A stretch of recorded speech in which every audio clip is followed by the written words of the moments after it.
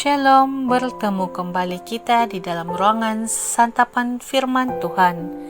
Hari ini 11 Agustus 2021. Bacaan Injil hari ini diambil dari Injil Matius bab 18 ayat 15 hingga 20. Marilah kita mempersiapkan diri kita di dalam nama Bapa dan Putra dan Roh Kudus. Amin. Inilah Injil Yesus Kristus menurut Matius. Dimuliakanlah Tuhan.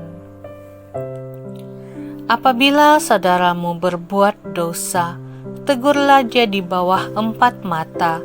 Jika ia mendengarkan nasihatmu, engkau telah mendapatnya kembali.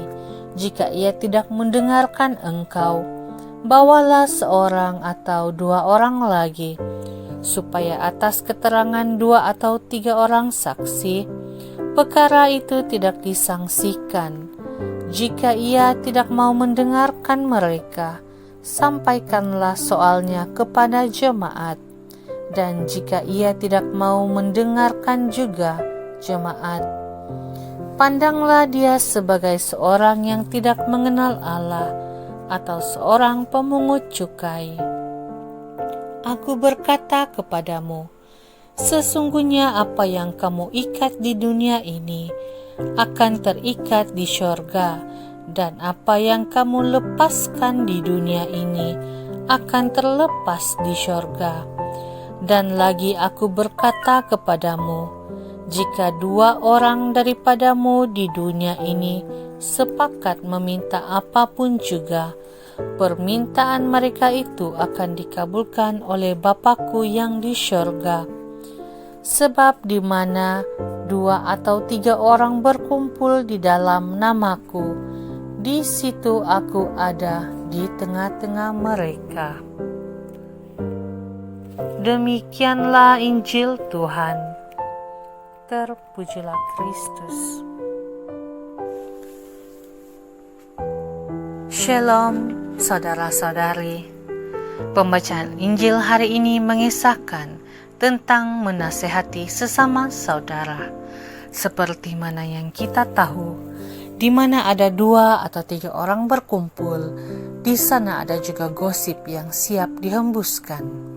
Tambahan pula dengan perkembangan teknologi masa kini, keburukan sesama sangat laju dibahagi-bahagikan. Sebaliknya, kebaikan pula tidak sering diwartakan kepada sesama. Saudara-saudari, Injil pada hari ini memberi pesan yang sangat jelas untuk kita, di mana setiap keburukan yang dilakukan oleh sesama tidak boleh dijadikan cerita kepada orang lain. Tetapi apa yang perlu adalah menegur secara 4 mata. Iya, saudara-saudari, memang tidak dapat disangkal, menegur sesama adalah pekerjaan yang sangat susah. Ada banyak orang tidak mau menerima teguran, dan ada juga yang beri teguran yang tidak bijaksana. Contohnya di hadapan umum atau di dalam keadaan marah dan dengan kata-kata yang kasar.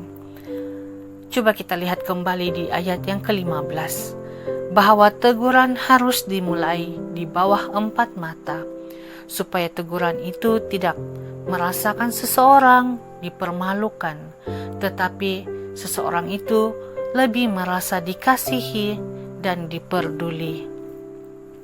Apabila kita menegur, biarlah dengan dasar kasih untuk mendapatkannya kembali kepada Tuhan, laksana seekor domba yang sesat, supaya teguran kita dapat menjadi pertolongan baginya untuk kembali kepada jalan yang benar bersama Tuhan.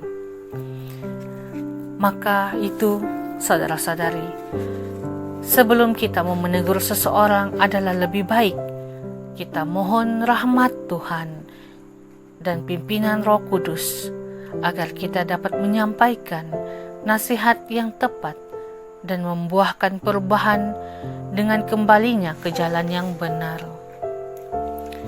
Semoga bacaan Injil hari ini menyadarkan kita untuk senantiasa menguburkan semua hal buruk dan memberitakan perihal yang baik, karena keburukan dan kejahatan tidak untuk diwartakan, karena hanya sukacita Injil yang perlu diwartakan oleh para pengikut Kristus.